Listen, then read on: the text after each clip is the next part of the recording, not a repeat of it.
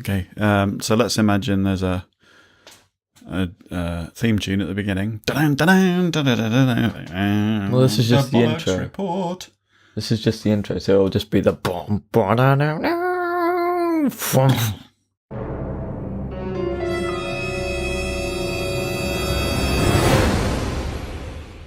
Hello Internet, I'm Firebolt. And I'm the Orbiter. And welcome to our brand new podcast, and this is kind of being put together sort of at the last minute, kind of, but... We have no idea what we're doing.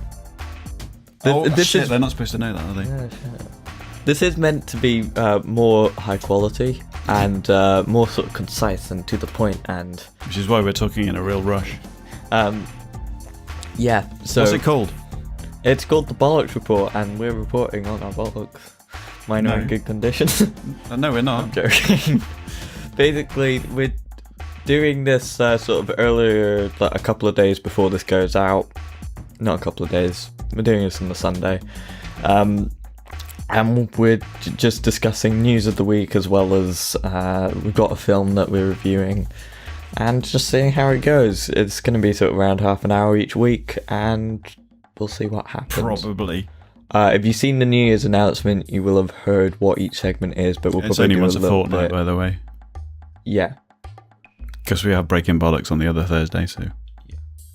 And if you've seen the New Year's announcement, you'll know what each segment is roughly about, but we'll briefly explain it at the start. So, with that under our belt, without further ado, and in a rather the first just hopefully prepared. In a rather awkward talking over each other kind of styly, let's move on to the next section.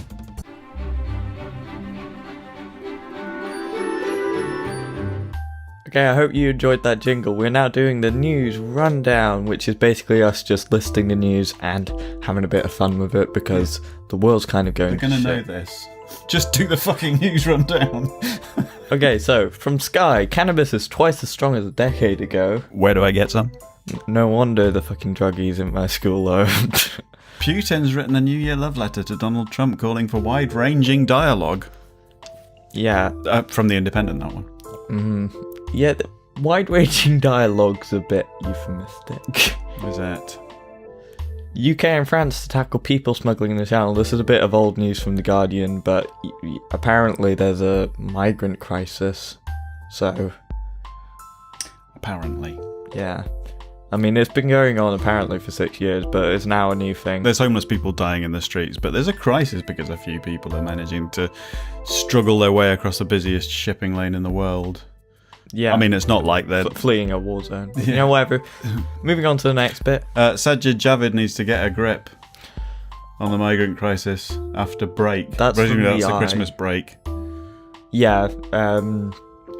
Sajid Javid hasn't seemed to really done anything as Home Secretary, so I can't really hate him as much as the other Tories, because he's just... I don't know. He's collecting the military together for once. Is he? Yeah, he's bringing in warships to patrol the channel. Okay, but he's not quite as horrific as other ones, I don't think. Like, given the past Home Secretaries, Amber Rudd wasn't too bad. She just got blamed for Theresa May, but you know, whatever. Anyway, government workers afraid and angry in US government shutdown. Yeah, usually around December time the government shuts down in America. Afraid and angry. That's because they couldn't agree on something, and Trump was being really stubborn and saying, well, we need to build a wall. And then just like, we need to build a wall repeatedly. And it's just like, well, actually, hang on, let's just try this other thing. And a government shutdown would be really bad right now. 5G phones. Yeah, they're coming in 2019. That's from CNET. Meow. Why? What? Does that mean we've all got to buy new phones now? Probably. Okay. Does that mean we'll get like 5G phone signal as well? One would presume. Yeah. But I mean, at times my phone signal's already faster than the max broadband connection at home, so they're kind of going a bit faster than our local area can really probably keep up with. Ooh. There are clashes over alleged election rigging in Bangladesh. 4 have been killed. Where's Bangladesh? Bangladesh. No. It's next to India. Mm-hmm. That's from Reuters. Yeah, so I'm doing I've compiled this list. I'm doing some bits from around the world as well as here. A man's travelling the Atlantic in a barrel. Yeah. I just thought that was a fun piece, because that's just funny, just like bobbing along on the beautiful briny ocean.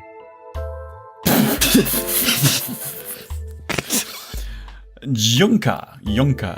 Oh no, hang on. Google wins dismissal of a facial recognition lawsuit. You've missed the other one. Amidst Trump pulling out of Syria, Assad has decisively won. We'll come back to this later in a more serious piece, but yeah, he's basically just Putin's bitch now. Trump. Mm-hmm. Yeah, Google wins dismissal of facial recognition lawsuit. That's from The Verge. What's that about? I'm assuming somebody was like, well, you can't use this technology, and then they won that. Alright, yeah. Juncker calls on the UK to get your act together. I'm not surprised. That's like, no shit, they kind of do need to. That's from the Financial Times. But that is, I mean, yeah, they do. Okay, so we've got half of Tory members back no deal Brexit from the Press Association. And then right after that, we've got UK universities could go bust in no deal Brexit, Indy 100. Mm-hmm. Which is fun. You know, I can't legitimately see anyone supporting the Tory party that I like now. Yeah, but there's a lot of people you don't like. Yeah, but like there's some people that I do hang around with a fair amount, I guess, that are still supporting the Tory party, and I still tolerate them, but you know, whatever. Yeah, but no offence, but up here's kind of tame in terms of right-wingness. Yeah. Down south, there's some fucking nutters who just... You just despair when you hear them talking. Which we'll get to later in this bit. Afghans blast Trump's praise of the Soviet invasion. That's a bizarre... Trump's praise of the Soviet invasion? Yeah, during the Cold War. Oh, right. The Soviet Union invaded Afghanistan. Yeah, there was a film about something to do with that. It was all America's fault anyway, wasn't it? Something to do with the oil. Was it called The Kingdom? Well, various revolutions and people assassinating things happened there. US is no saint, to be honest, in the Cold War.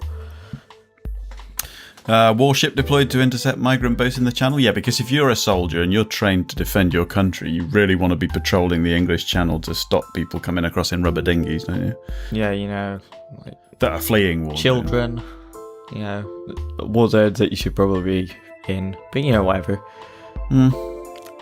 IS missile seriously hurts British forces. Don't really know what to say about that. That's just a thing. Except that Trump said that he'd won against them, didn't he? Well, actually, no, I didn't get that, because he said in one breath he said that they'd won, so he's pulling out, and then the other thing was he's saying he wants the Turks to take care of him. It's called not being fucking consistent. Oh, right, okay. Speaking of which, he's preparing to use emergency powers to build the border wall. Which is always fun. I always think with Trump, there must be some sort of institution against that, but then he still manages to get past everyone with it. The Ukrainian Orthodox Church gains independence. That might be an interesting development in From the whole... I don't know. The rest of the Orthodox Church? Because I'm assuming the rest of the Orthodox Church would be based in Russia. Yeah, there is. I've heard of Russian Orthodox. I've not heard of Ukrainian Orthodox. Maybe it's general Eastern Orthodoxy. So a lot of Eastern Europe is quite Orthodox. There's Greek Orthodox as well, isn't there? Yeah, there's various different sects. Christianity. What does Orthodox mean? I don't know. We don't actually care, do we? They're not Catholics or Protestants. They're something else. I don't remember. China's facing a potential economic slowdown. Okay. I mean, it's... I guess that's kind of good, because they are kind of getting near taking over the US if they keep going the way they are. The thing is, if you put the word potential into any news article, you can basically say anything you like. Yeah. MPs to challenge Burkow over 18th century rules against proxy voting. That's from the Indy 100. Now this is proxy voting in Parliament. This was over, I think, pregnancy. And a bunch of MPs were like, that's stupid and it's outdated. Right. Not sure why they need to challenge him and not just get rid of him already, but yeah, whatever. I'm going to link two of these together. We've got here that France's yellow vest protesters have returned to the streets. Obviously, that's been going on quite a while in France, but there's a 13-year-old girl arrested in London yellow vest pro-Brexit protest. So there's sort of copycat kind of yellow vest is becoming a term, isn't it, for basically violent demonstrations. But these are pro-Brexit ones. Yeah. And she's been arrested on suspicion of assaulting a police officer. PM warns jobs at risk if MPs reject Brexit deal, which they're definitely going to do. So hope you enjoy unemployment. Jobs at risk? We're going to be lucky if we've got enough people to fill the jobs we've got. Well, I mean, like half of the trains in Scotland have been cancelled over the last couple of weeks because they're understaffed. I mean, yeah, it's weird because there's massive waiting lists on the NHS. I'm guessing more unskilled labour because a lot of companies are moving. Yeah. In the case of a no-deal Brexit, because that's terrible for most businesses. Okay. A 3-hour Ryanair flight from London takes nearly a day. 3 hours from London to where? I'm not sure, but no. Somewhere that it takes 3 hours to travel. Probably, maybe Tunisia.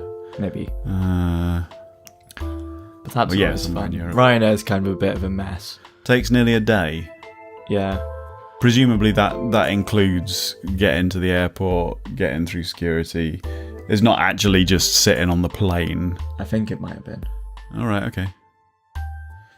May claims there's a lot of we think it might have beens in this. Yeah, well, I've compiled this, but I don't actually have like the subtext of the article. I've mainly got headlines. Okay. May claims long-term plan to will relieve pressure on the NHS. Yeah, May claims a lot of things. Like, I don't think we can believe a single thing she says anymore, but yeah, whatever. That's from the Associated Press. But then she is a Tory. Yeah. U-turns and all that. Bosnia's new president, Milorad Dodik, maybe? threatens fragile peace accord. Threatens a fragile peace accord. Oh, I thought he was threatening someone with a fragile peace accord. Yeah. Or he's threatening the fragile peace accord that's already there, presumably. That's a Balkan country, Bosnia, so yeah. I think there's still like a bunch of undug up landmines there. Because some people were killed whilst playing Pokemon Go in landmine fields. I'm kind of find that quite amusing. That's cruel, but it's true. Yeah. That's on the Atlantic. Pikachu! Sorry. Right. To catch them all. May promises vote on her deal will go ahead. Yeah, eventually. Like, they're like the day before, like 28th of March or something. Like, it has to at some point, but like legally it has to. No, I thought January was the latest date they'd agreed on in Parliament. Maybe. I'm not sure. But anyway, pretty damn late. Soldier to quit forces after his image was used in an army recruitment snowflake poster. Yeah, the army put out a poster saying, like, snowflakes, we need your compassion, or something. Which is going to recruit lots of people. I think they're trying the softly approach, aren't they, now? Trying to get recruits. Because I did see something about part of the training now being recognising their own weaknesses. And breaking down their own weaknesses as part of the training, so they know what to work on. Anyway, I mean, it would make sense if they're going into war zones where most. Can we afford to be recruiting people? Although they wouldn't care about that, would they? If they're building up their stockpiling weapons and building up their forces, and they're just going to throw money at the military. Hungarians march against government autocracy. That's from the Washington Post. Have you heard about Viktor Orban? No. Well, basically, and this is not really an understatement, Hungary's gone a bit the way of Russia, but with a bit of a Nazi twist as well. Oh, yeah. All the opposition turned up dead in the election, which is very suspicious. All the opposition turned up dead. Ended up dead. Okay. Which is a very Russia thing, but from what I understand, Viktor Orban's practically a white supremacist. Okay. Oh, well. The whole world's headed that way. So. And they're still in the EU. Poland's going a similar way as well, so it's kind of worrying. They're sort of challenging that. Hyperloop could cut Edinburgh to London journey down to half an hour. I didn't know it was coming over to the UK that soon. I'm pretty damn sure. Well, the only thing I'd be going down to London for would be to go see a show, but yeah, so far. I mean, they're sending. I guess it's nice that there's quite a quick way to do that. They're sending UK police over to Northern Ireland to try and keep the peace, aren't they? So let's see how long the peace lasts in London as well. Fun. Yeah. Anyway, that segment 80s. ran over massively, so yeah. Let's move on to the next one.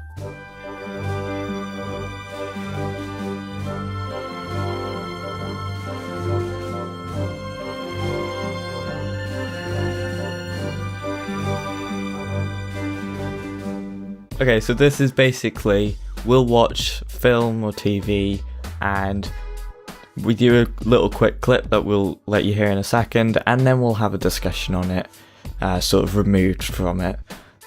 This week, it is The Shawshank Redemption.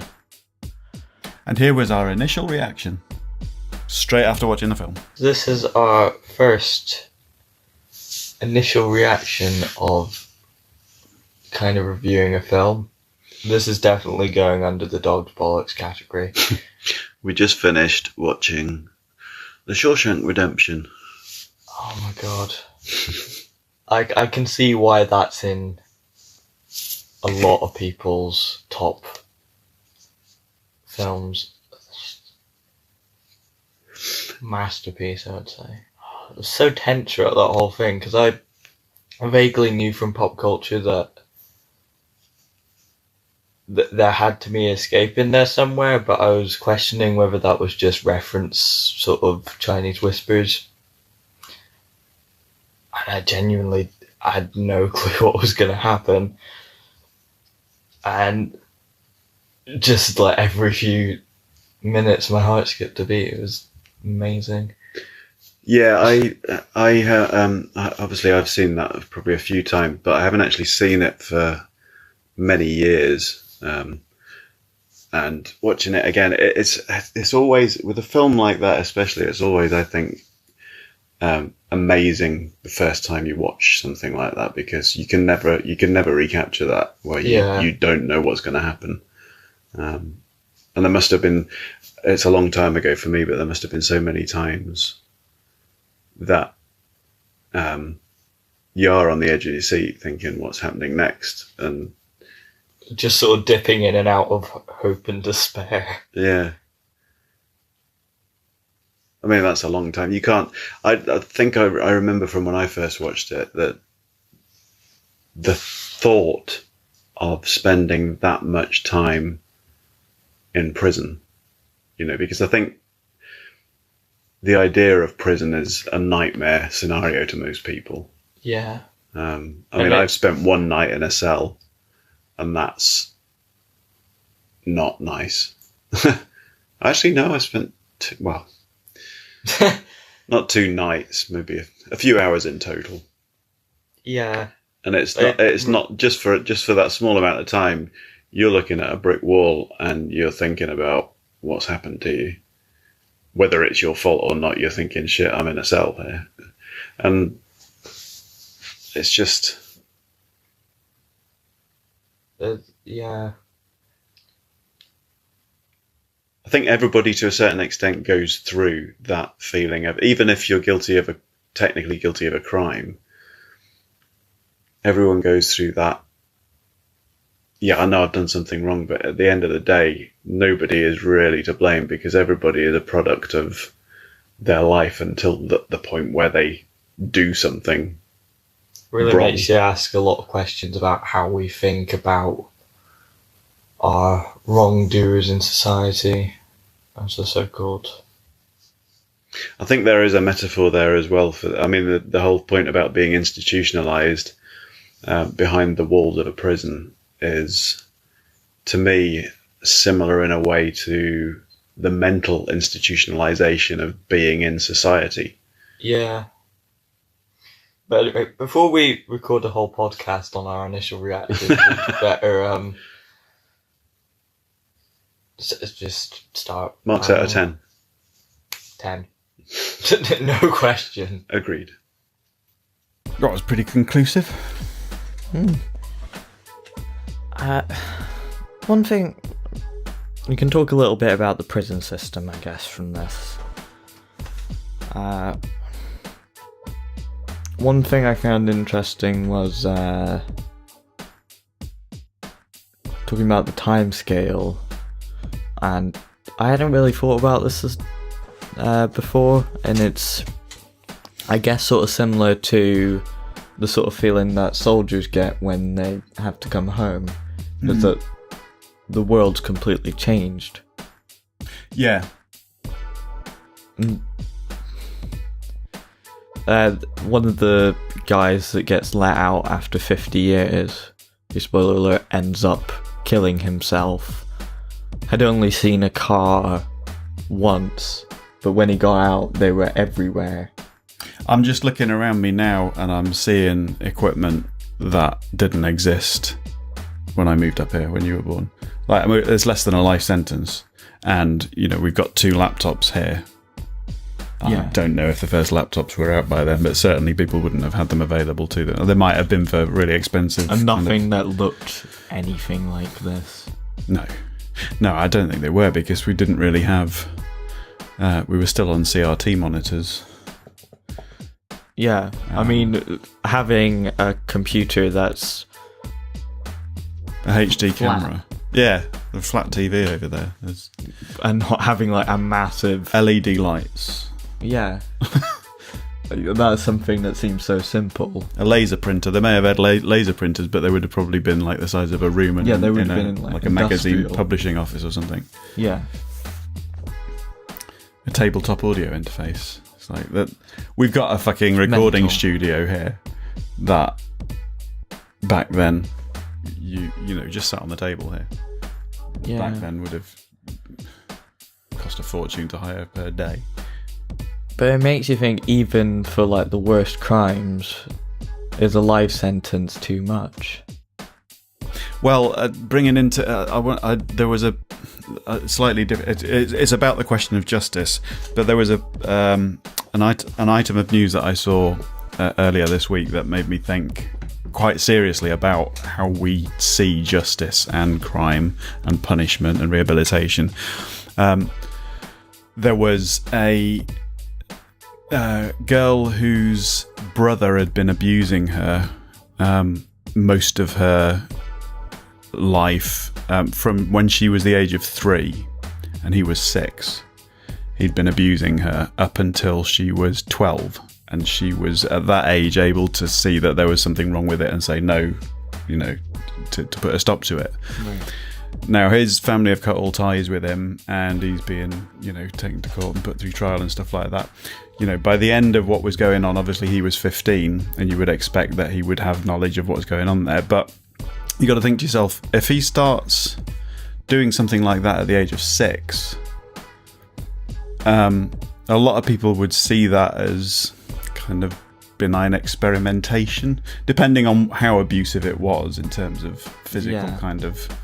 But at the age of 6, you certainly wouldn't. You would be more expecting to think, well, why is he in this position? They have no knowledge of that. Yeah, what is and it? You'd more think, well, what's happened to him to make him do that to her at that age? Like, and if that then, you know, obviously he's done that at age 6 and carries on doing it, and it becomes the norm, if you like. At what point do you draw a line and say, right, he's now a criminal? He's now aware enough that he can be prosecuted for that, and his family can basically abandon him for it. You know? Yeah. So like, there is a lot to be said. There's not a line to me, there isn't a line that you can draw that says this person's a criminal, this person's not, because there are situations that are, you have to take the entire situation into account. So yeah, and there are mental issues there, obviously. but then so often, and this is presented in the film, and it's still a problem today. I know that's set quite a while back. People are falsely put in prison. Yeah, definitely. And even though he in that film was in that situation, it's almost like he still held himself responsible for what happened, because it was kind of his fault that she was cheating on him in a way. He blamed himself for not giving her the attention and the love that would have kept their marriage alive. He blamed himself that she went to the arms of another man. And that was what he was taking the punishment for, if you like. But then that comes back to the idea of being institutionalized. Yeah. That once you've been there long enough, like, that's all you know. And that's, And to a lot of people, not that a can way be. that we should treat any human being, I don't think. But you, in any case of institutionalization, you can see that as a reflection of society. You know, at what point does society become something that you are prepared to say this is not acceptable?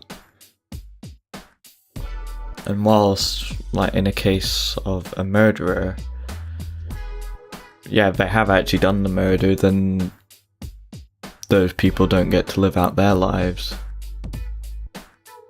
that they've killed. But an eye for an eye never really works.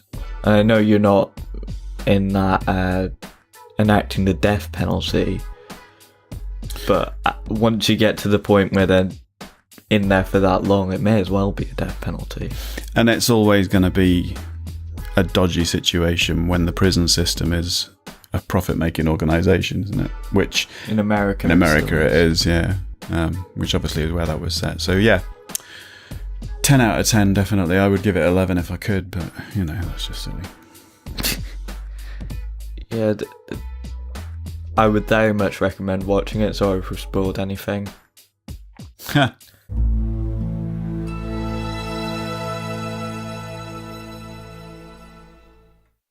Okay, so this is where we'll just basically have a go at someone who's being a twat. This time, Piers Morgan, who'll probably be a weekly occurrence. And You're also, a twat. Yeah.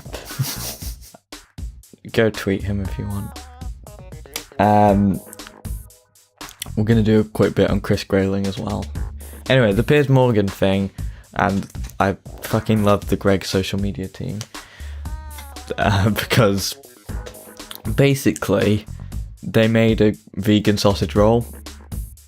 Piers Morgan and a bunch of other people, I'll get to the other replies, responded with, "Nobody was waiting for a vegan bloody sausage, you PC rubbish clowns."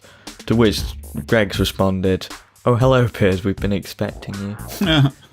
I don't understand how, like, just having food for vegans and actually, I mean, I'm assuming some people were waiting for it because people have actually asked, and I've seen that in their replies. Having said that, the French have banned vegans and vegetarians from calling them sausages if they don't have meat in them.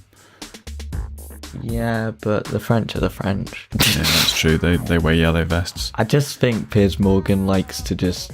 Be a dick. Yeah, pretty much. Should I show you some of the other replies? "The world's fucked. It's a vegan sausage roll, Damon." They're just expanding their customer base, that's all. Yeah, but basically the social media team's just quite sassy, which now I quite like that. I'm not sure if this is entirely because of this. They seem to be living off of sausage roll based controversies. Yeah, but let's face it, Greggs are basically known for sausage rolls and pies. Yeah. I mean, I don't give enough of a shit about They did that- vegans or Greggs, Yeah. to be honest. Kind of. But Piers Morgan is a twat. He's just getting publicity out of it. And so are they. Good on him. Yeah. According to YouGov, they are the UK's most liked dining brand now. Yeah, I know. It's a bit worrying, that, isn't it? But they did that whole sausage roll nativity scene thing, which I found hilarious. Because a bunch of religious twats got pissed off at that as well. Well. It's a good way to get publicity now, isn't it? Yeah. Who can you offend? Well, it's funny because, like, Piers Morgan's the type of person that would call out people for getting offended at everything, but like, he seemingly just got offended by a vegan sausage roll. Yeah. I can't see how it's PC. I don't understand that. Because he's a twat. Yeah. Chris Grayling, now with this whole migrant crisis thing, and I put that in inverted commas because... Yeah, I'm calling him a twat because of the interview I saw with him where he was being asked how many ferry companies had put in a tender for the contracts for the extra ferries they're putting on to deal with Brexit. And he would not answer the question. This wasn't for the migrant crisis. This was for ferries as just a transport thing, wasn't it? Yeah, they're putting on. They put out 3 contracts to put on extra ferries. Well, for cargo as well. To put on extra ferries post Brexit. One of them, Seaborne Freight. Yeah, they don't have any ferries. And they were just started around a week ago or something. Yeah, by the brother of somebody to do with JCB, which is one of the big funders of the Tory party. There's some shares thing going on. But yeah, anyway, she was pressing him on how many companies had actually applied for these contracts because this Seaborne's a startup business, basically. And Chris Grayling's saying, well, we should be praised for helping startup businesses. It's like, what, for something this important? Yeah. And the other thing is, he just would not answer when she said... All he would say when she asked how many... For you. Yeah, but she just kept asking him how many, and all he would say was a number of companies. So it's like, what? So in your maths exams at school, did you just like write some on the paper when it was asking all the questions? It's a few. Somewhere between infinity and minus affinity. Yeah. If you can't answer the question in public, then you've got something to hide. Twat. Next.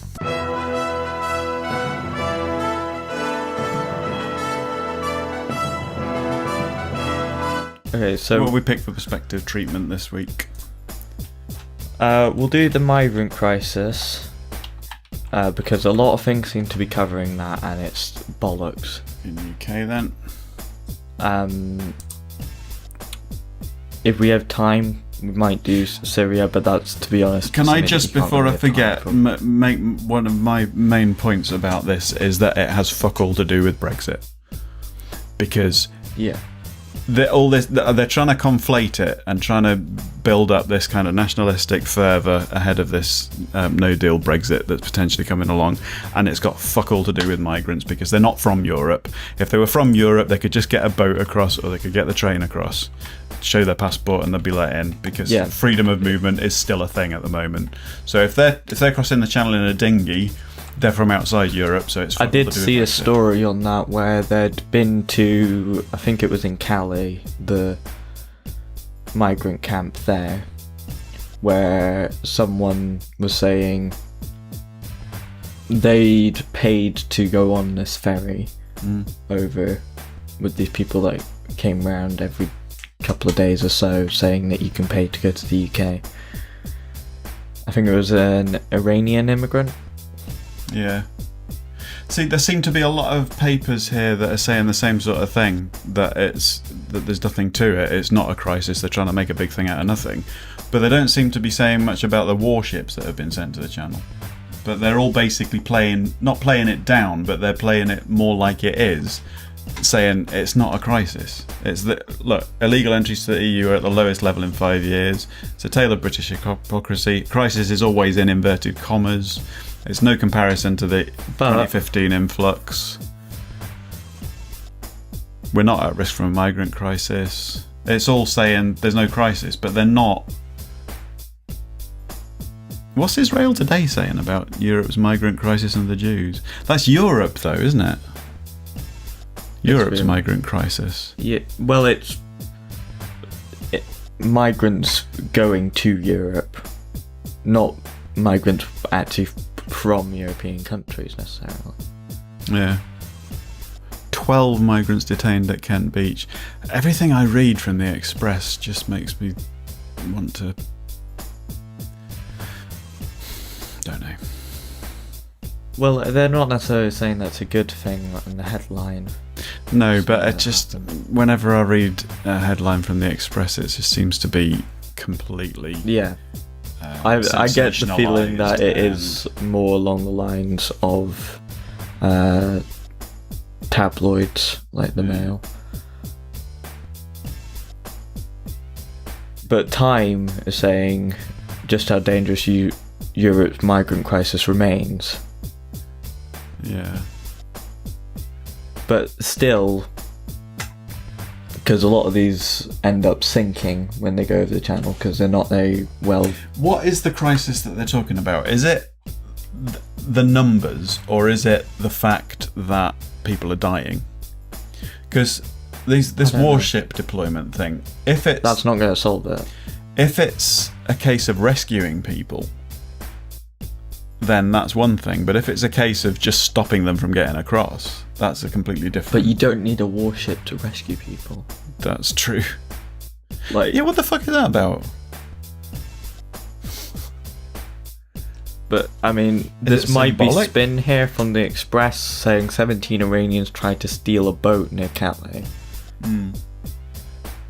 But are they trying to stop people stealing boats? I mean, I don't know how much that is actually true if it's from the Express. But yeah, Well, we have the least trusted press in Europe, so... and they What's this could- about a taxi service crossing the channel? Oh, it's the Express. Yeah, a lot of the ones that are actually sort of seeing it as an actual crisis, and rather just looking at like the actual numbers. They're in like everything you read. It's in like single and double figures, and then you at the same time you're seeing hundreds of people and thousands of people Yeah. suffering from other things that are more important, and they're not. The government doesn't seem bothered.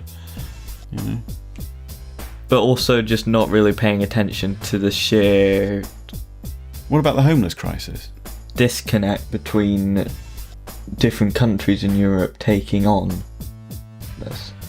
Not necessarily even in Europe. In Uganda, I think there's been 1 million Syrian refugees. Turkey, up to 2 million. Yeah.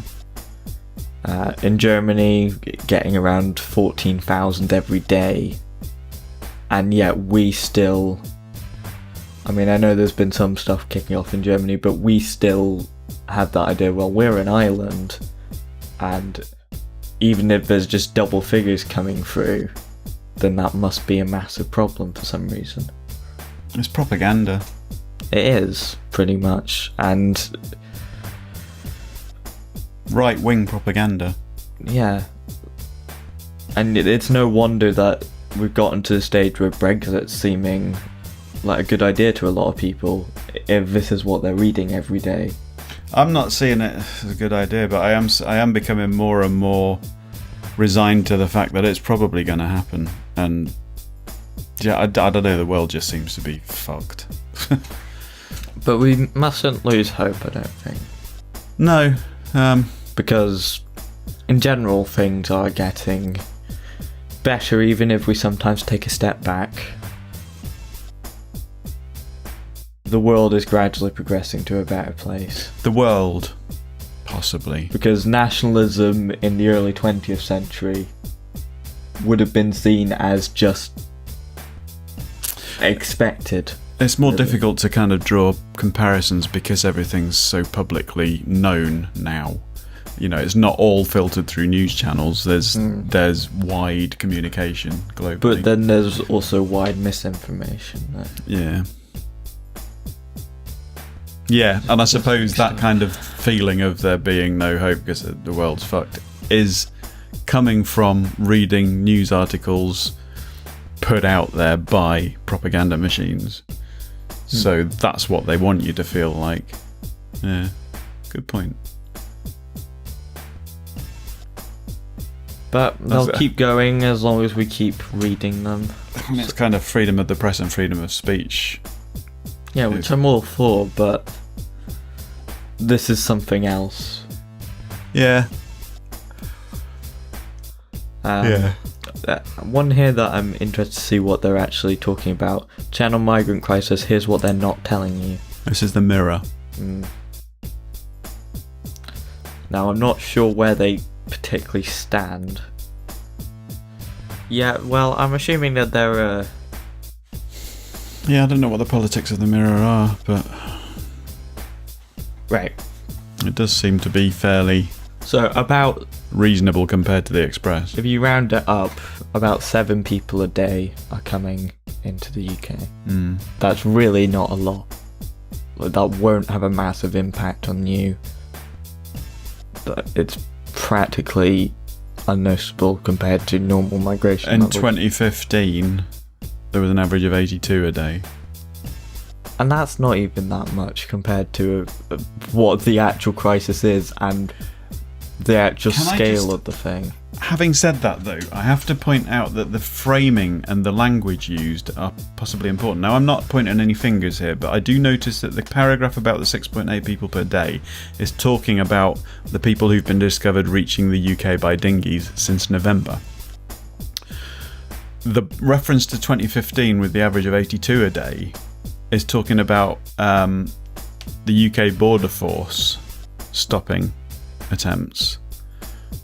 So presumably that includes all points of entry, not just coming across the channel in dinghies. So, you've got to look at the wording. That tells me nothing, because it doesn't tell me how many people were coming across the UK in dinghies in 2015. Yeah. Which is what they're talking about with the 6.8 people a day. You can massage facts and statistics to make people feel anything. And if you manage to just be very selective with your data, you can mislead people very easily, even if that's not what they're necessarily intending to do. No, I mean, I'm not saying there is a crisis. It sounds like I'm arguing against their point that there isn't a crisis. There is a crisis, but the way to... There is a crisis still in Syria. Yeah. And the surrounding parts. Yeah. But not here. But you don't address a crisis in Syria by putting warships in the English Channel. Yeah. Because that makes no fucking sense. But I'm not saying to just completely open the borders, although to be honest,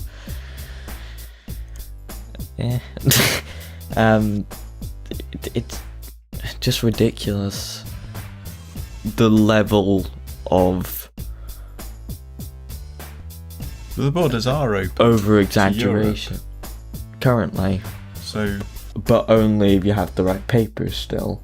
Yeah, but we should be because we're still not in the Schengen area, and that's the thing. We had one of the best deals with the EU, and we're giving that up. We got to keep our own currency. We got out of the Schengen area. We've got basically just over 2 months to keep hold of that. Yeah, it's once it's given up, that's it. Next time, if we want to get back in Europe, we'll have to give up the pound for a start.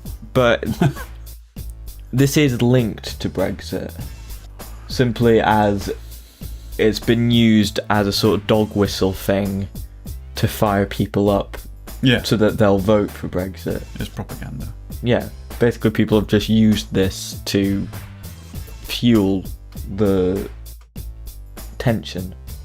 Yeah. And preparing for the possibility there may be another vote coming. Massive over-exaggeration of what's happening. Which people will fall for, because that's why they buy papers. That's why papers can be sensationalistic, because it sells. I was seeing on the Microsoft News thing that most of them seem to be seriously referring to it as a crisis. But here, look at this, it seems that most of the more reasonable ones are still saying, well, that this is ridiculous and calling it out for what it is. But there's people are still reading the other ones, and people will just believe what they want to believe. It's unfortunate. So what else have we got in perspectives?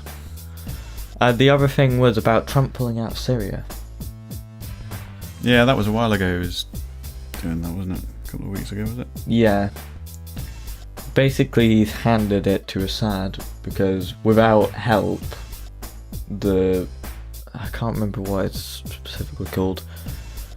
The rebel forces don't have a chance, really. Which would seem to be what Putin would be. Yeah. It wanting. just seems like he's playing into Putin's hands now. And it's very suspicious along the lines of the Russian collusion. Made me think of Metallica's album Master of Puppets. It's Should have a picture of Putin on the front. There's probably loads of political art about that already. Yeah. It's just ridiculous. He's the only one that doesn't seem to be having his strings pulled by anyone else. Putin. Yeah, but it's just, you would at least make an effort of making that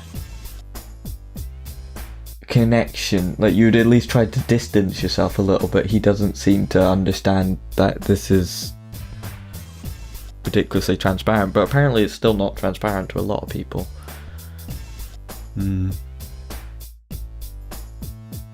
Pushing and pushing. Yeah.